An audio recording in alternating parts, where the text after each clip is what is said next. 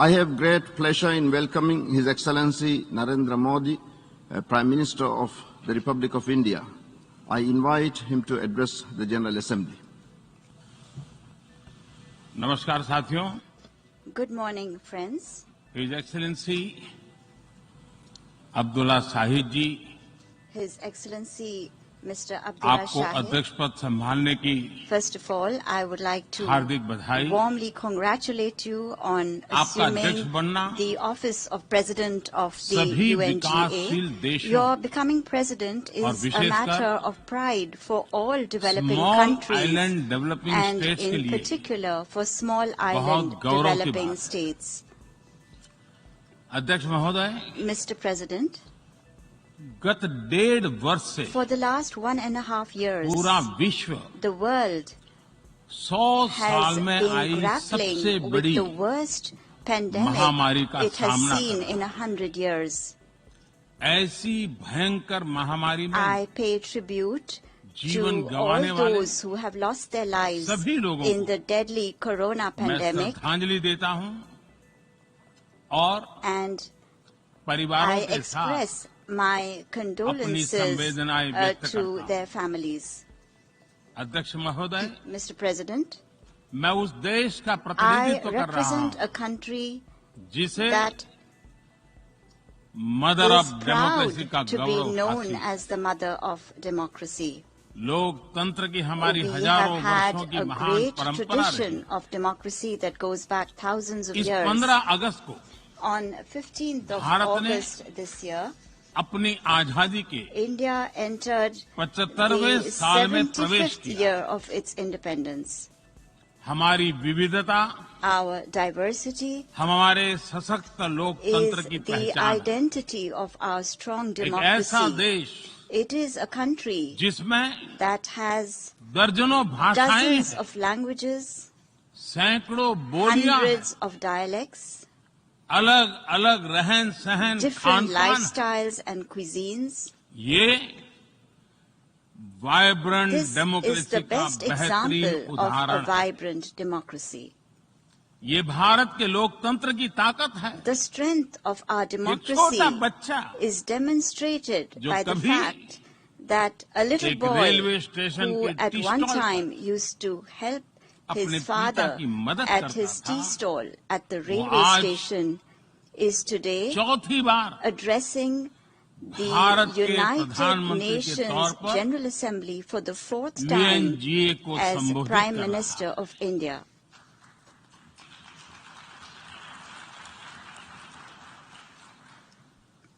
सबसे लंबे समय तक I will soon Gujarat have का spent 20 मुख्यमंत्री years serving और my फिर countrymen as पिछले head of 7 साल government. से First as the Bharat longest के serving प्रधानमंत्री Chief के Minister तौर पर of मुझे Gujarat and then Head of as Government Prime की Minister भूमिका में for the last 7 years. देशवासियों की सेवा करते हुए 20 साल हो रहे हैं और And मैं अपने I अनुभव am से कह saying रहा this to हूं, you from my own Yes. experience.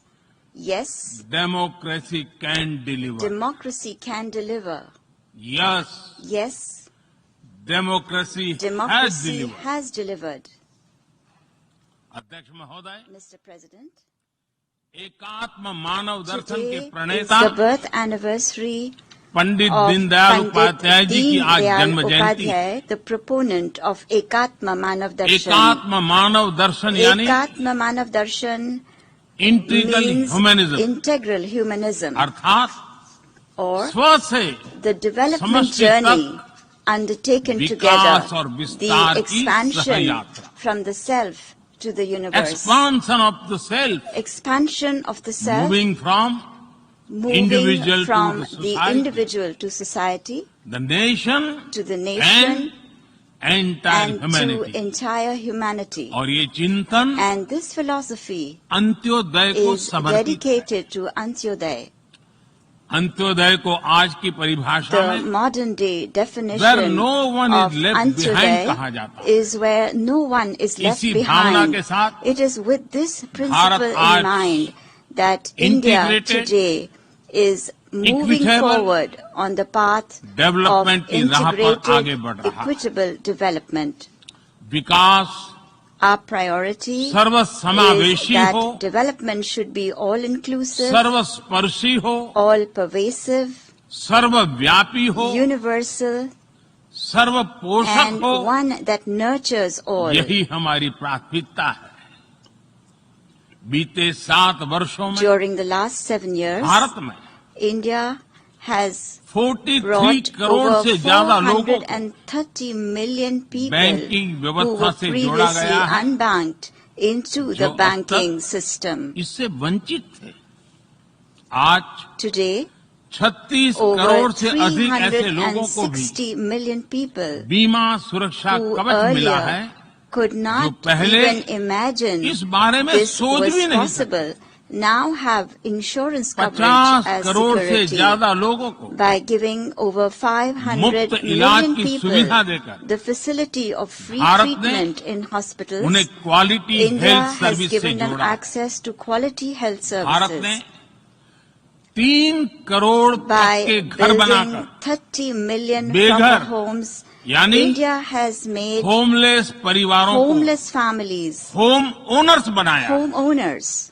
अध्यक्ष महोदय, Mr. President, प्रदूषित पानी polluted water भारत ही नहीं is a very big पूरे problem, विश्व not just for और India, खासकर but for the entire गरीब और world, and विकासशील in देशों particular की for poor and बहुत developing बड़ी countries. समस्या है।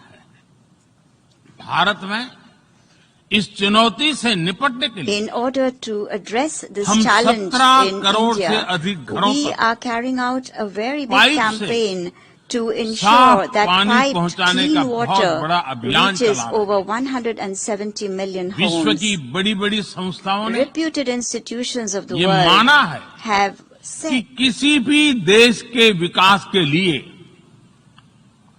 वहां के नागरिकों के पास जमीन और घर के प्रॉपर्टी राइट्स यानी ओनरशिप का रिकॉर्ड होना बहुत जरूरी है। दुनिया के बड़े बड़े देशों में बड़ी संख्या में ऐसे लोग हैं जिनके पास जमीनों और घरों के प्रॉपर्टी राइट्स नहीं है।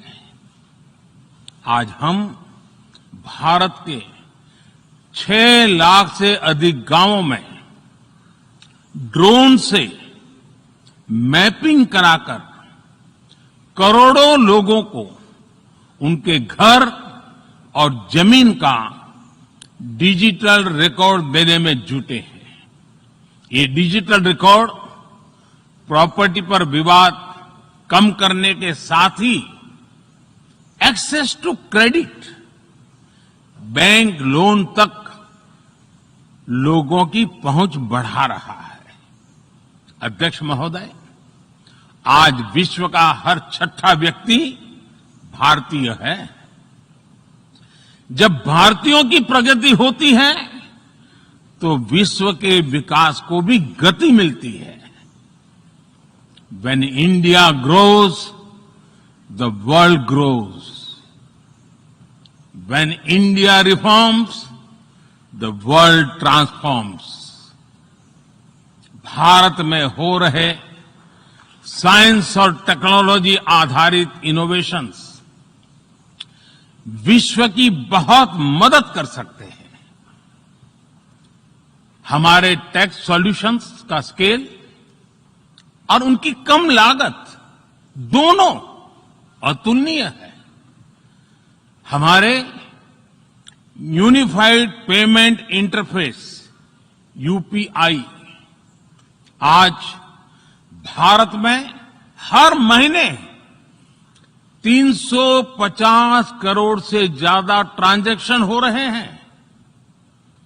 भारत का वैक्सीन डिलीवरी प्लेटफॉर्म कोविन एक ही दिन में करोड़ों वैक्सीन डोज लगाने के लिए डिजिटल सपोर्ट दे रहा है। अध्यक्ष महोदय, सेवा परमो धर्मः, सेवा परमो धर्मः को जीने वाला भारत सीमित संसाधनों के बावजूद भी वैक्सीनेशन डेवलपमेंट और मैन्युफैक्चरिंग में जी जान से जुटा है। मैं यूएनजीए को ये जानकारी देना चाहता हूं कि भारत ने दुनिया की पहली डीएनए वैक्सीन विकसित कर ली है, जिसे 12 साल की आयु से ज्यादा के सभी लोगों को लगाया जा सकता है।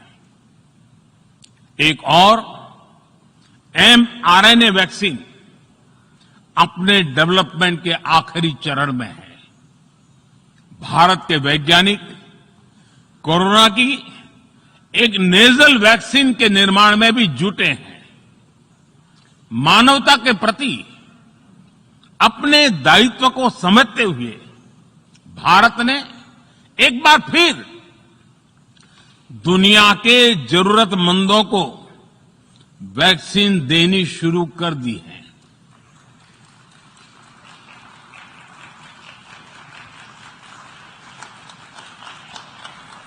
मैं आज दुनिया भर के वैक्सीन मैन्युफैक्चरर्स को भी आमंत्रित करता हूं,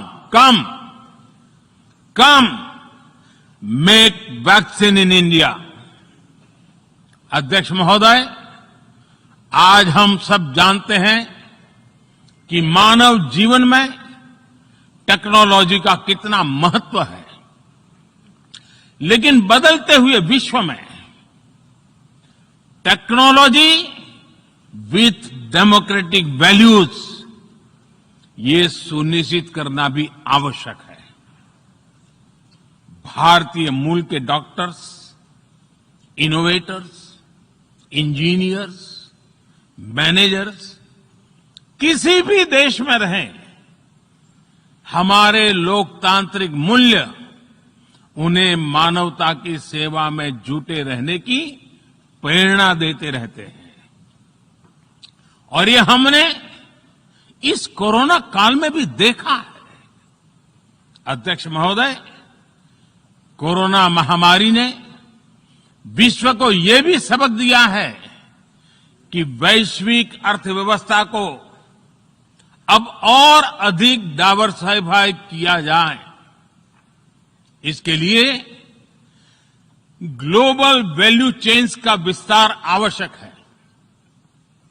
हमारा आत्मनिर्भर भारत अभियान इसी भावना से प्रेरित है। ग्लोबल इंडस्ट्रियल डाइवर्सिफिकेशन के लिए भारत विश्व का एक लोकतांत्रिक और भरोसेमंद पार्टनर बन रहा है। और इस अभियान में भारत ने इकोनॉमी और इकोलॉजी दोनों में बेहतर संतुलन स्थापित किया है। बड़े और विकसित देशों की तुलना में क्लाइमेट एक्शन को लेकर भारत के प्रयासों को देखकर आप सभी को निश्चित ही गर्व होगा। आज भारत बहुत तेजी के साथ 450 गीगावाट रिन्यूएबल एनर्जी के लक्ष्य की तरफ बढ़ रहा है। हम भारत को दुनिया का सबसे बड़ा ग्रीन हाइड्रोजन हब बनाने के अभियान में भी जुट गए हैं। अध्यक्ष महोदय, हमें अपनी आने वाली पीढ़ियों को जवाब देना है कि जब फैसले लेने का समय था, तब जिन पर विश्व को दिशा देने का दायित्व था, वो क्या कर रहे थे। आज विश्व के सामने रिग्रेसिव थिंकिंग और एक्सट्रीमिज्म का खतरा बढ़ता जा रहा है।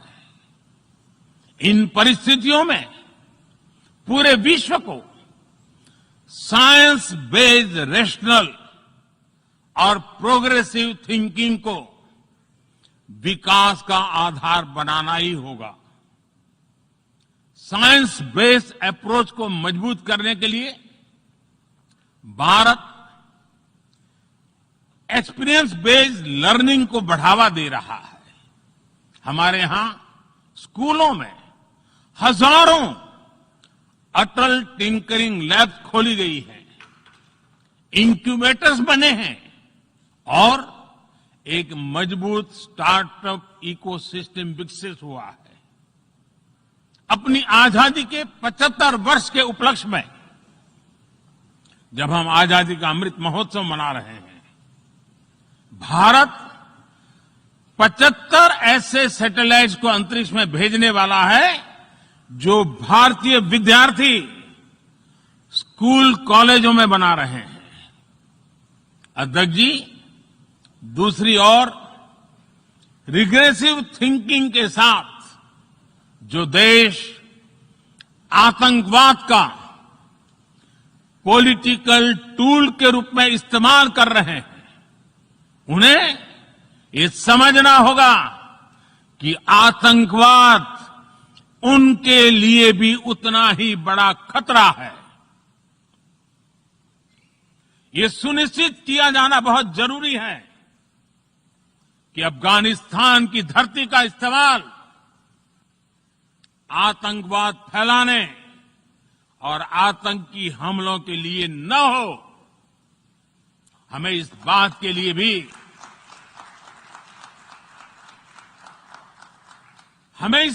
लिए भी सतर्क रहना होगा कि वहां की नाजुक स्थितियों का कोई देश अपने स्वार्थ के लिए एक टूल की तरह इस्तेमाल करने की कोशिश न करें। इस समय अफगानिस्तान की जनता को, वहां की महिलाओं और बच्चों को, वहां की माइनॉरिटीज को मदद की जरूरत है और इसमें हमें अपना दायित्व निभाना ही होगा। अध्यक्ष महोदय, हमारे समंदर भी हमारी साझी विरासत है, इसलिए हमें ये ध्यान रखना होगा कि ओशन रिसोर्सेज को हम यूज करें, एब्यूज नहीं। हमारे समंदर अंतर्राष्ट्रीय व्यापार की लाइफलाइन भी है। इन्हें हमें एक्सपांशन और एक्सक्लूजन की दौड़ से बचाकर रखना होगा। रूल बेस्ड वर्ल्ड ऑर्डर को सशक्त करने के लिए अंतर्राष्ट्रीय समुदाय को एक सुर में आवाज उठानी ही होगी। सुरक्षा परिषद में भारत की प्रेसिडेंसी के दौरान बनी विस्तृत सहमति विश्व को मैरीटाइम सिक्योरिटी के विषय में आगे बढ़ने का मार्ग दिखाती है। अध्यक्ष महोदय, भारत के महान कूटनीतिज्ञ आचार्य चाणक्य ने सदियों पहले कहा था, कालातिक्रमात् काल एव फलम पिबति। जब सही समय पर सही कार्य नहीं किया जाता तो समय ही उस कार्य की सफलता को समाप्त कर देता है। संयुक्त राष्ट्र को खुद को प्रासंगिक बनाए रखना है तो उसे अपनी इफेक्टिवनेस को सुधारना होगा, रिलायबिलिटी को बढ़ाना होगा। यूएन पर आज कई तरह के सवाल खड़े हो रहे हैं। इन सवाल को हमने क्लाइमेट क्राइसिस में देखा है, कोविड के दौरान देखा है, दुनिया के कई हिस्सों में चल रही प्रॉक्सी वॉर, आतंकवाद और अभी अफगानिस्तान के संकट ने इन सवालों को और गहरा कर दिया है। कोविड के ओरिजिन के संदर्भ में और ease of doing business ranking को लेकर वैश्विक गवर्नेंस से जुड़ी संस्थाओं ने दशकों के परिश्रम से बनी अपनी विश्वसनीयता को नुकसान पहुंचाया है। ये आवश्यक है कि हम यूएन को ग्लोबल ऑर्डर, ग्लोबल लॉज और ग्लोबल वैल्यूज के संरक्षण के लिए निरंतर सुदृढ़ करें। मैं नोबेल पुरस्कार विजेता गुरुदेव रविंद्रनाथ टैगोर जी के शब्दों के साथ अपनी बात समाप्त कर रहा हूं। शुभो कर्मोपोथे, शुभो कर्मोपोथे, धोरो निर्भयो गान, सौब दुर्बल सौन्योष होक अवसान। अर्थात अपने शुभ कर्म पथ पर निर्भीक होकर आगे बढ़ो, सभी दुर्बलताएं और शंकाएं समाप्त हो। ये संदेश आज के संदर्भ में संयुक्त राष्ट्र के लिए जितना प्रासंगिक है, उतना ही हर जिम्मेदार देश के लिए भी उतना ही प्रासंगिक है। मुझे विश्वास है हम सबका प्रयास विश्व में शांति और सौहार्द बढ़ाएगा, विश्व को स्वस्थ, सुरक्षित और समृद्ध बनाएगा। इन्हीं शुभकामनाओं के साथ बहुत बहुत धन्यवाद। नमस्कार।